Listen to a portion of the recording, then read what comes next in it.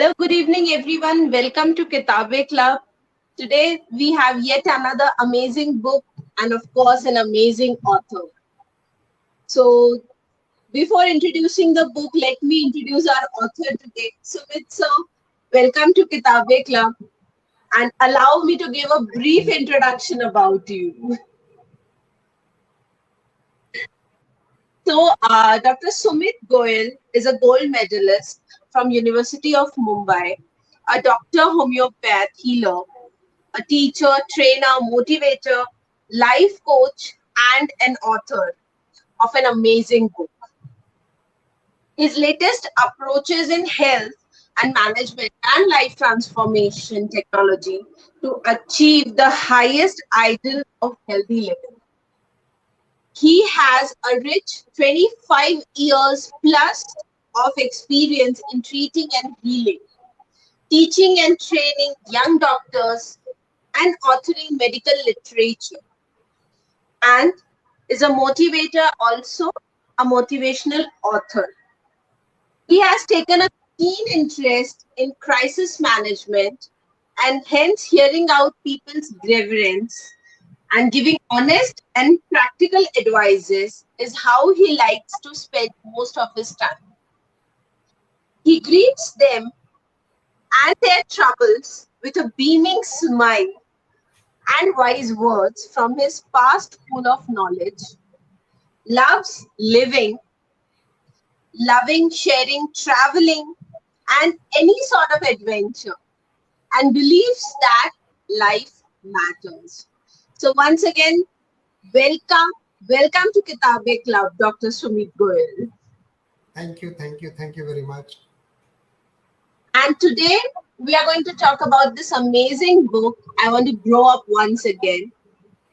I read this book and seriously, yes, I want to go back into my childhood and I want to tell my parents that there was something that you thought parenting was done at that moment was right, but actually it was not. Just if we can reverse it, it would be great. I really feel this. So, moving on straight towards my questions. The very first question that I would like to ask you is, in this book of yours, you have said that what happens in us is more important than what happens to us. So, can you explain how to identify this? Because generally what people do is मेरे साथ ये हुआ, but उस duration में, उस incident में आपके अंदर क्या बदला या आपके अंदर क्या feeling आई, ये लोग नहीं जानते. So how to identify this? So basically the mantra of this book is what happens in us is more important than what happens to us. Sometimes it takes an entire life and people don't realize that. And the day we get this realization, a lot shifts within us. If you understand that, forget our own self, we as a community, as a society, as a country, the moment we start realizing this, कि उसने मेरे साथ ऐसा किया, मेरे साथ ऐसा हुआ, मेरे हालात ऐसे थे, मेरा पास्ट ऐसा था, फ्यूचर ऐसा होगा.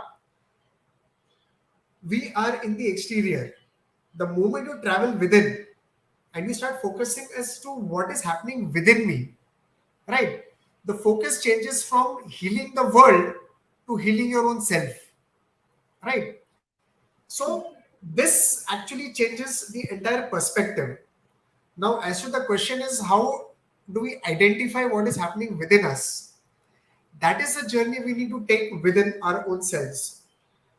So when I started writing this book, it was probably my own journey, maybe the journey of my patients, journey of students that I've interacted, observing people, observing the world around us. So this realization as to what is happening within me, right, has to come after number one, which I've mentioned in my book also. There are 3 steps. The first step is awareness, right? Now this awareness comes in when we move from being in the situation to observing our own actions. So let's take Anupam Kherji, for example. So he gives a shot in front of the camera. What is he doing? He's acting. The way we act in our daily lives, the way we are, what we are doing, we get angry, we get stressed out, we get depressed. So we are playing that role. Now, what does he do? After the shot, he comes behind the camera and then he starts observing his own actions. And then he realizes I probably overacted or underacted, or I did something which I should not have done in that particular action. So once you start observing, means moving. Sir, sorry to interrupt you. There is a problem with the mic, I suppose. Your voice is echoing. Okay, just give me a second. Yes, sir, I sure. probably I will shut off my mobile because that could be one of the reason.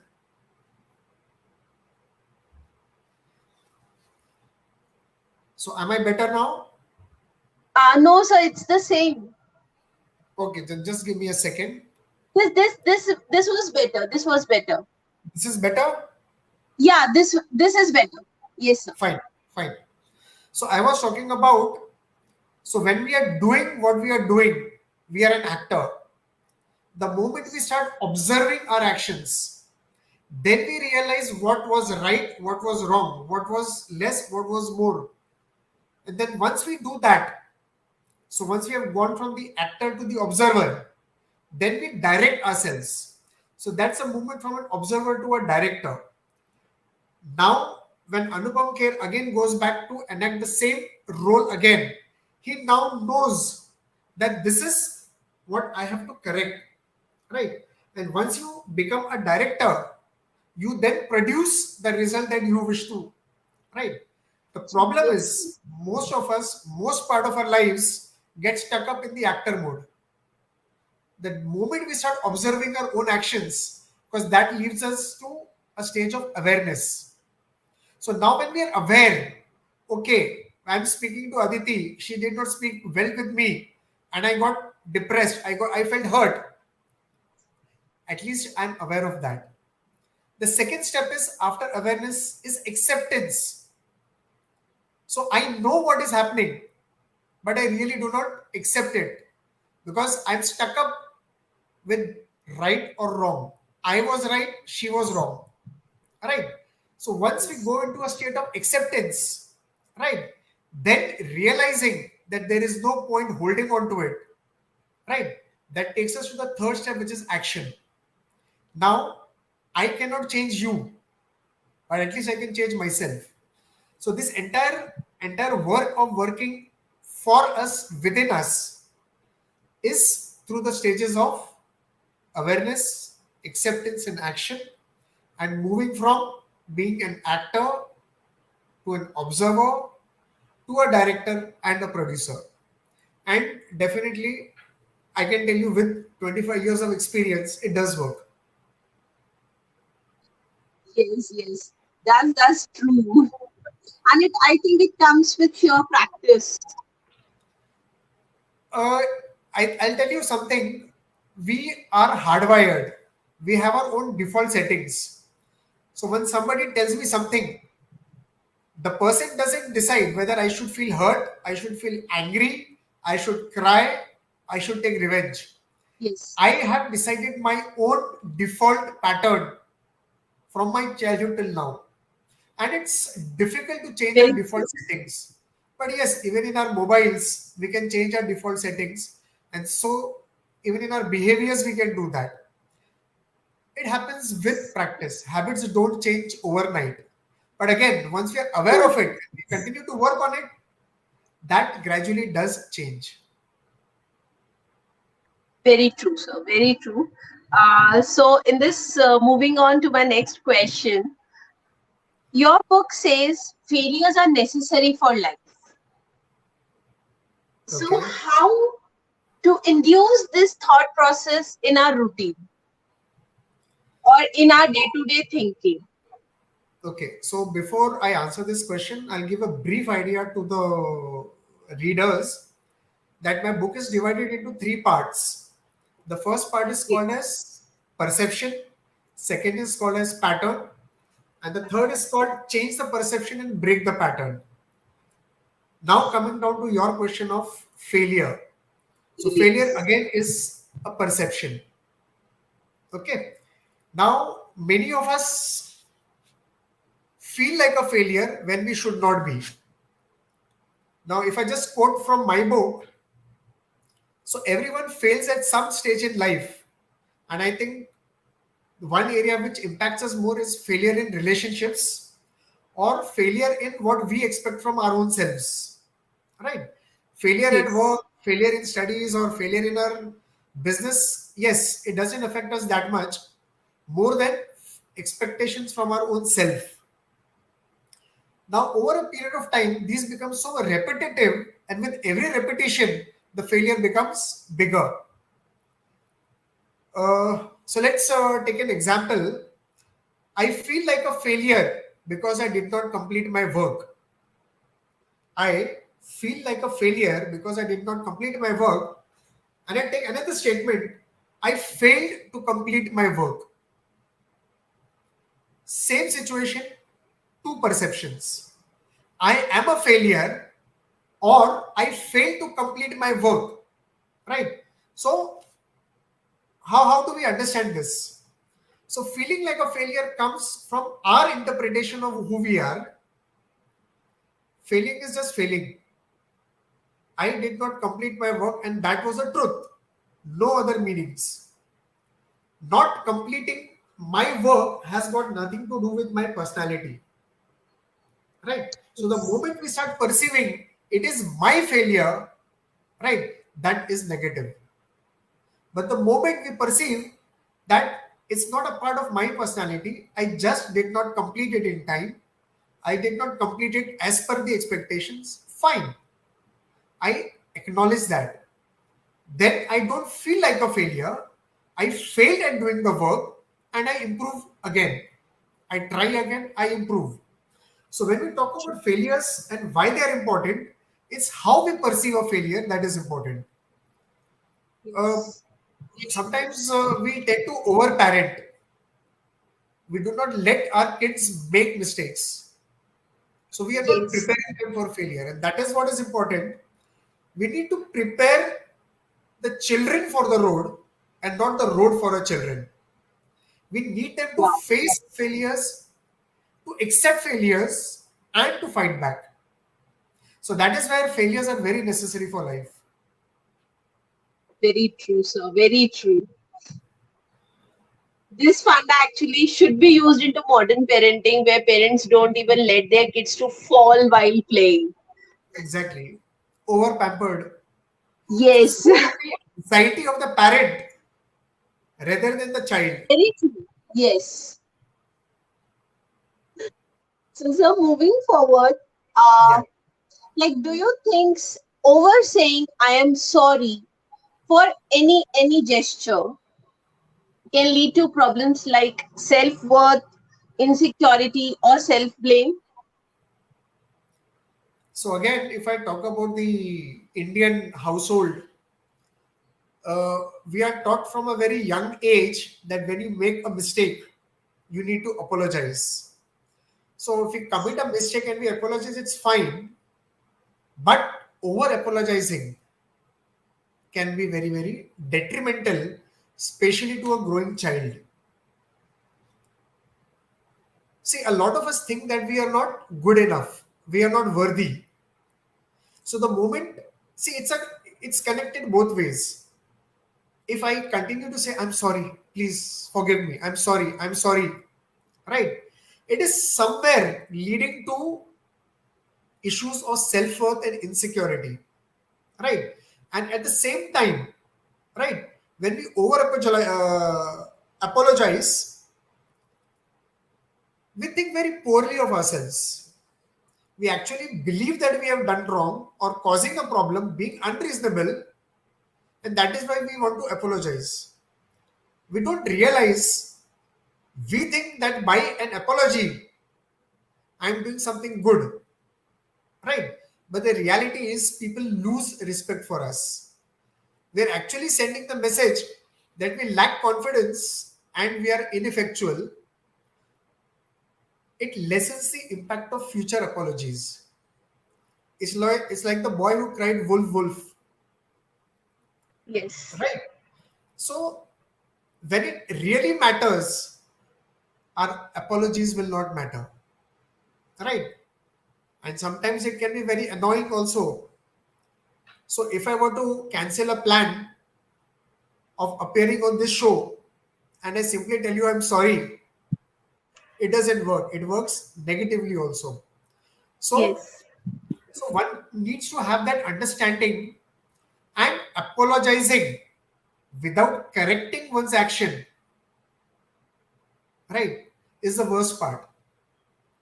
You'll find people around you who will apologize, but that doesn't change anything for them because they come with the same mistake again. Again and again. Yes. So that's about I am sorry.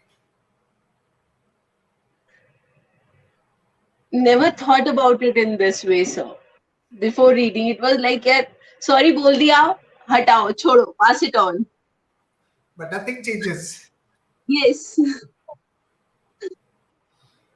And next, moving on to the next question in this series, sir. Yeah. What impact does disconnection or detachment can have in one's life?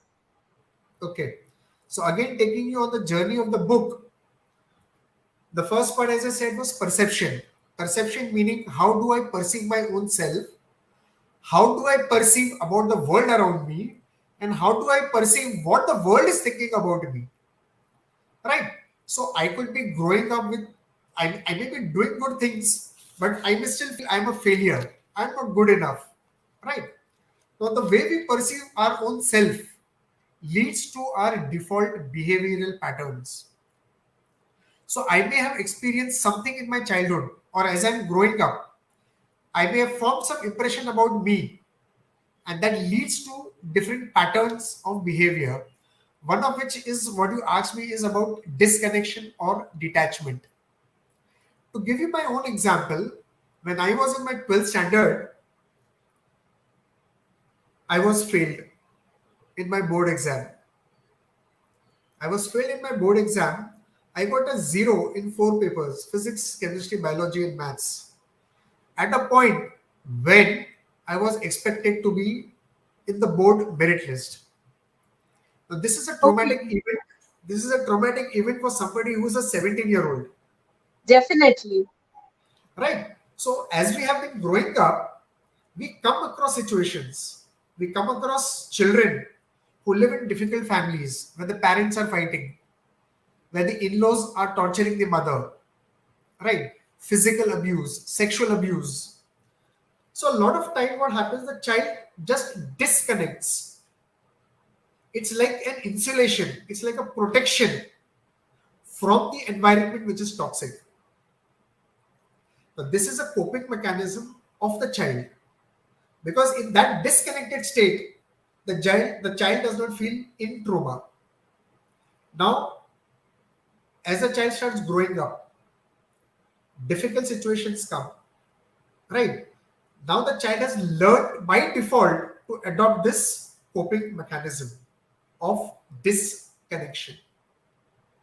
See, connection is something that it's an attachment between two things, me and my environment. So disconnection Yes. means I'm just shutting myself off. What happens is as the child starts growing up, becomes an adult, mature adult, this mechanism is then employed at work. This is employed when this child who is now grown up marries, has a spouse, has children, and just starts disconnecting. This Okay. grown up individual now doesn't realize why this is happening because it has happened over a period of time during childhood, right? When you bring this when you bring this adult into awareness that this is what is happening, this is what is happening to your relationships. You go into a relationship and suddenly you disconnect. You disconnect with your partner, you disconnect with your friend, you disconnect with your goals, right? But we do not realize why we do that. So that is again where awareness, acceptance, and action comes in. So again, disconnection can definitely have a lot of impact. because we sometimes just shut our emotions. Like if you were to ask me what I went through around that period of time, maybe I just got disconnected. So I don't even have memories. I just shut it off. But then as I started working on myself, right? I started realizing neglecting, ignoring, forgetting, blocking doesn't heal me, right? Yes. Probably I use the same experience to start mentoring students. So when they go through examination trauma, for example, or with patients, right? So it helps us then work with people who have been through, and I think all of us have gone through some sort of emotional trauma. So then this is a very common mechanism that people follow, that is disconnection or detachment. Wow. This is a very insightful session, sir, I must say.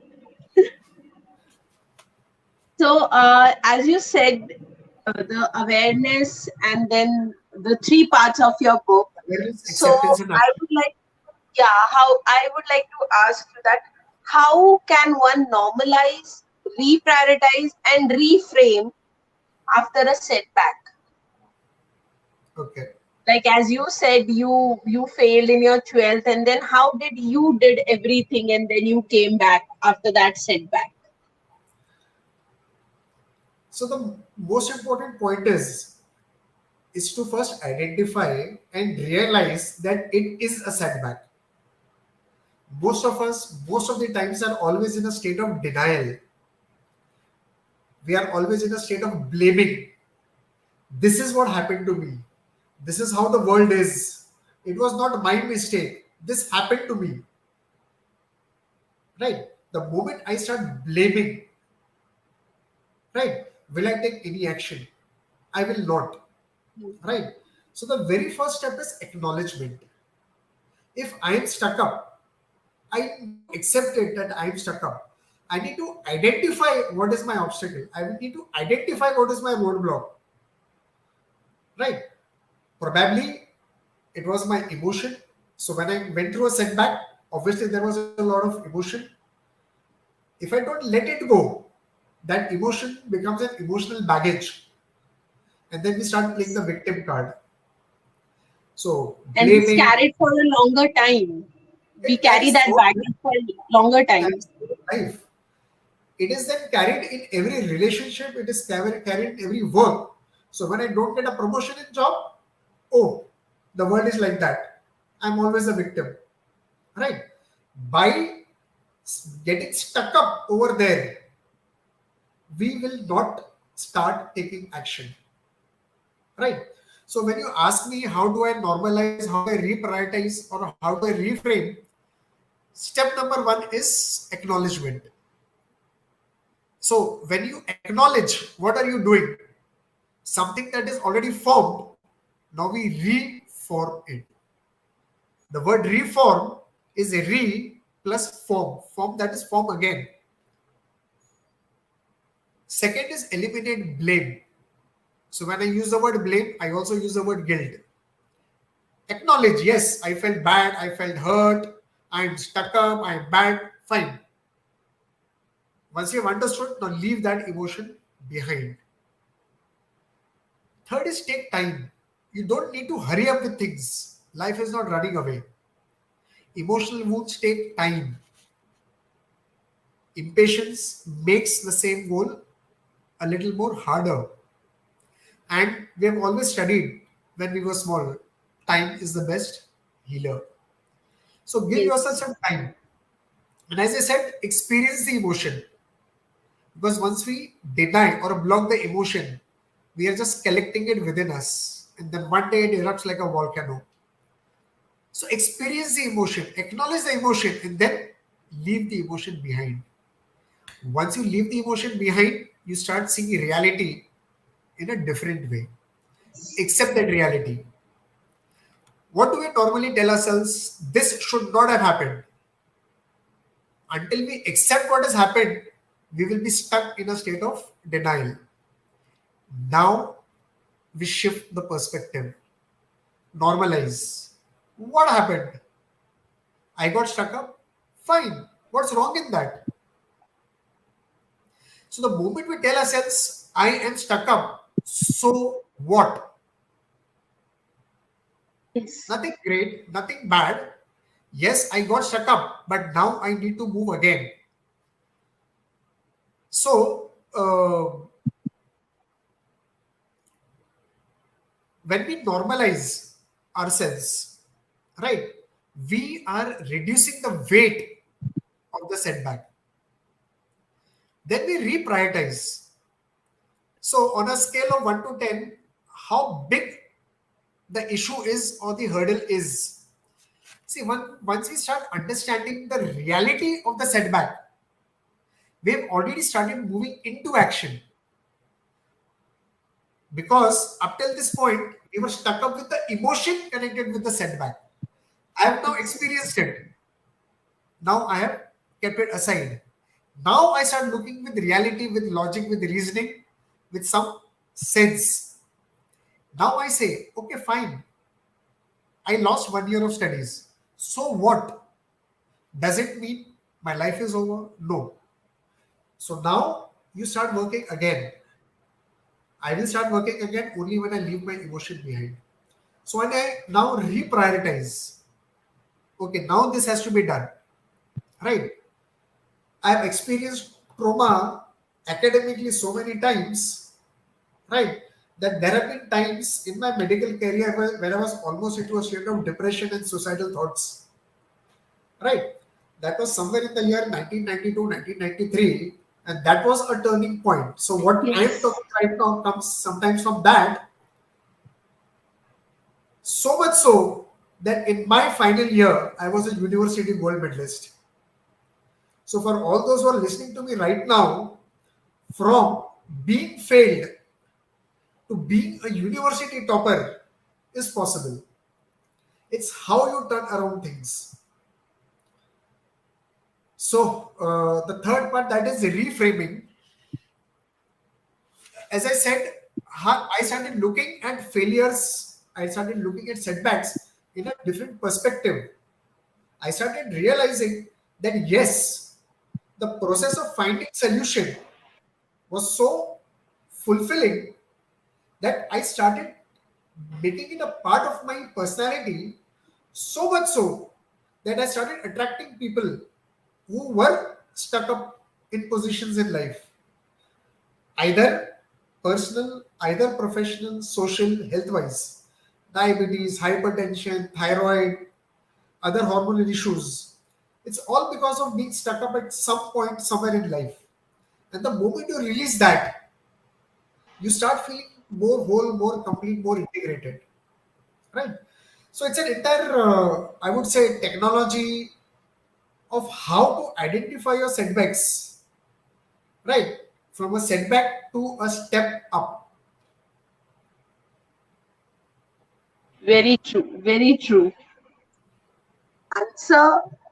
Moving on to the next question, the very last question. What is mindfulness according to you and how to attain it?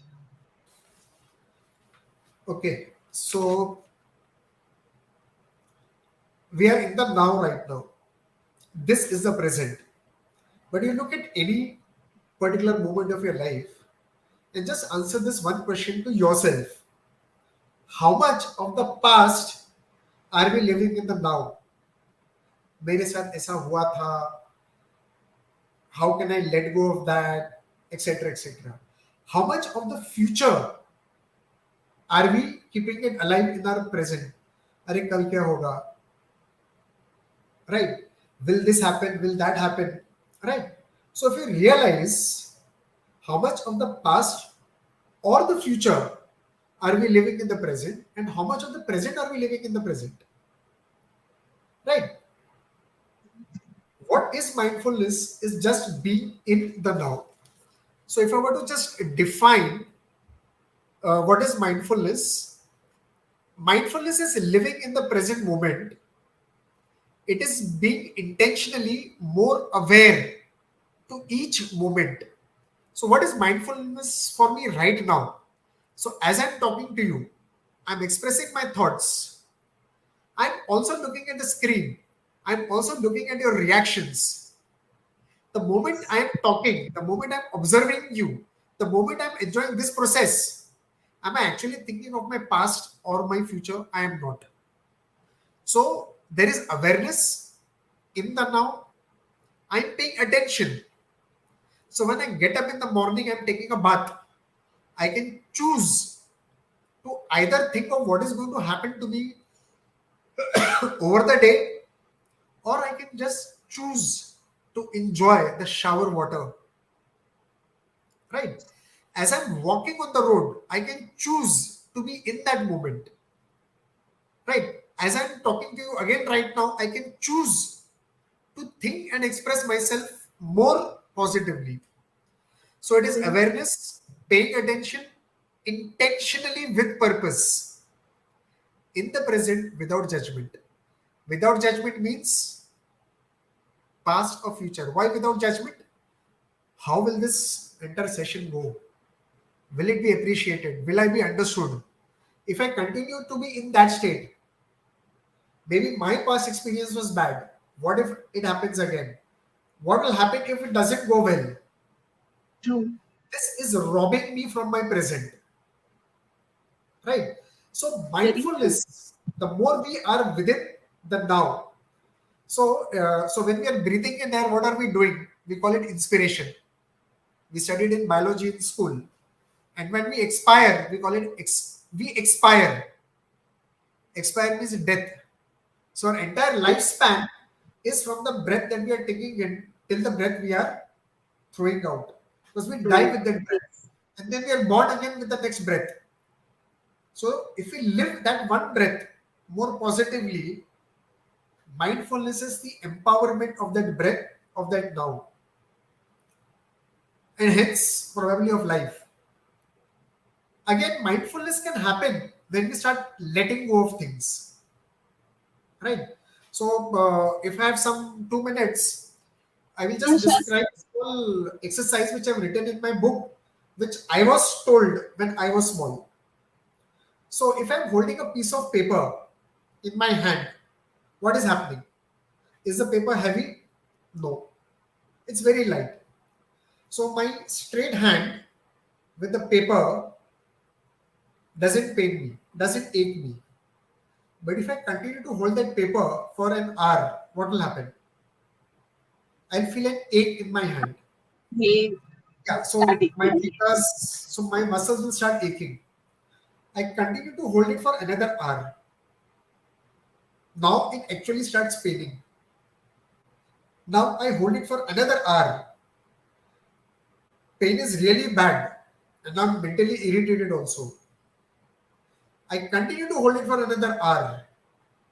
I may start feeling powerless. I may start feeling numb. And maybe my hand Yes. will just drop down. Now what happened all these hours? Did the weight of the paper increase? No, No. Did the paper become heavy over the period of time? not So at the all. problem was holding on to that paper. Is because we held on to that paper. That is what troubled Putting us. all the energy on that paper. So the paper did not trouble us. Holding on to that paper troubled us. That Yes. paper is our past. That paper is our future. That paper are our emotions. That paper are our expectations. That paper are our perceptions, our patterns, everything. I just need to let it go. And this is what happens everywhere in life. The more you hold on, initially it doesn't trouble you. Any relationship, any toxic relationship, any work that you don't enjoy, right? Over a period of time, you feel powerless. You don't enjoy it, right? So if I've had a bad relationship with Aditi, right? And if I keep that in my mind, what is going to happen over a period of time? Maybe Aditi doesn't even know that Sumit is holding on to all that past. She's moving ahead in life. And we, like a fool, hold on to it. It continues to affect us within. Right? Probably Aditi has changed. Probably Aditi has realized a mistake, but we are holding on to it. right? So the moment we just let go of things, let go doesn't mean that we accept the wrong. Let go means holding on to that negativity, right? Letting things go is actually keeping you in the present, because now you're Yes. not focusing on the past or the future. So mindfulness again happens when we start letting go of things. When we let go, we start feeling more lighter, and when we start feeling more lighter, we feel more empowered. Wow. This is amazing. So I am speechless right now. So Sumit sir, thank you so much for this insightful session and for your time. Thank And to you. all the viewers and readers, go grab your copy from Amazon, Flipkart. I wanna grow up once again. And to Just tell you, the forward is written by none other than Mr. Anupam Kher. So here it is, Anupam Kher speaks. So the forward of this book is written by Anupam Kher. Go and grab your copies. Highly recommended. just one statement. Sure, I have sir. made, I have made a claim in the introduction that every reader, when they read this book, irrespective of age, gender, religion, country, will stop at least on one page and say that this is my story. Because the way it is written, it connects to all of us.